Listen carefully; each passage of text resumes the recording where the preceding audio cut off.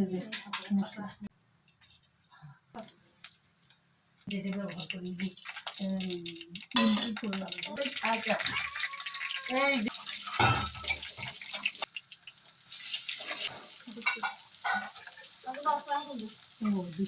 উল্লা ভাত খাইবে না, নতুন করে দেওয়া লাগবে।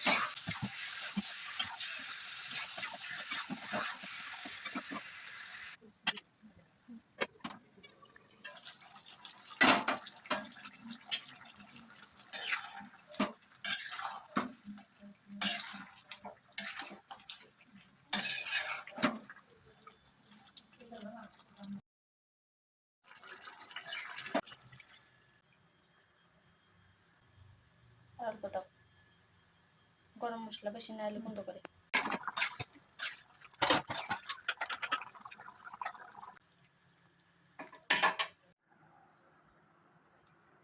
এই বেকার